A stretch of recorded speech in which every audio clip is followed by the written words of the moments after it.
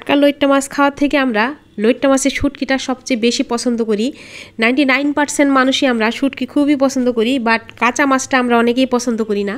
কারণ কাঁচা মাছটা যখন আমরা রান্না করি এটা গলে ক্ষীর হয়ে যায়, তো অনেকের কাছে এটা বেস্বাদ লাগে। তো এর জন্য আমি আজকে ভর্তা করব। লইট্টা মাছ লবণ হলুদ মাখিয়ে আমি সুন্দর করে ভেজে নিয়েছি, ঠিক এইভাবে যেমনটা আমি দেখাচ্ছি। এটা আমি আজকে ভর্তা করব।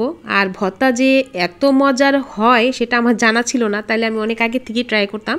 এটা আমি নিজেই নতুন ট্রাই করলাম। অনেকেই খায়, বাট আমি কখনো খাই নাই।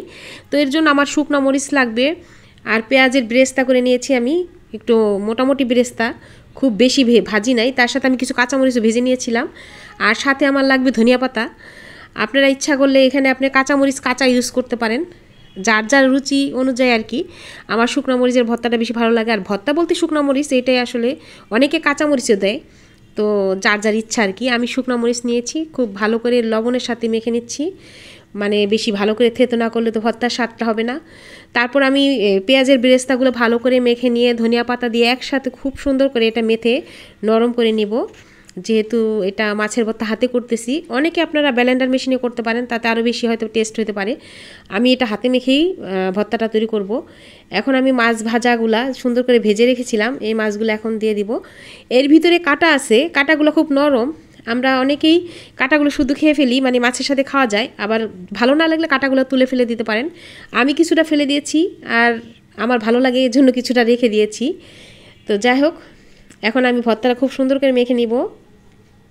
আমার তো ভর্তা বানানো দেখে আবার খেতে ইচ্ছা করতেছে, যেহেতু আমি ভয়েস দিতেছি আমার বারবার ঢোক চলে আসতেছে। তো খুব সুন্দর করে ভর্তাটা আমি এবার পেঁয়াজ মরিচের সাথে মেখে নিচ্ছি।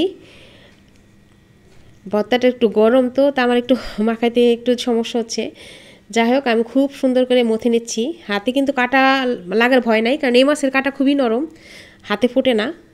আমি একদম মানে ভালো করে মেখে নিচ্ছি, ঠিক আছে? দেখতেই পাচ্ছেন কীভাবে চটকে চটকে মেখে নিচ্ছি। যত মেখে এইভাবে মাখাবো ভর্তার টেস্টটা ঠিক ততটাই বাড়বে। আমি সেজন্যই এত সুন্দর করে মেখে নিচ্ছি, দেখতেই পাচ্ছেন। এরপর আমি সরিষার তেল দিয়ে দিব। সরিষার তেলটা আমি পরিমাণে একটু বেশি দিয়েছি। তো আমার ভর্তাতে আবার তেলের পরিমাণ একটু বেশি দিলে ভালো লাগে, আমি একটু বেশি দিই। এক্সেস না, এক্সেস দিলে আবার নাক জ্বালা করে, অল্প থেকে বেশি জন্য আমি একটু। তো যাই হোক, আমার ভর্তা হয়ে গেছে। এখন এই যে ভর্তাটা আমি বেড়ে রাখতেছি। ভর্তাটা খুব সুন্দর করে বানালাম, দেখতে পুরা লইট্টা মাছের শুটকির মতো লাগতেছে ভর্তাটা।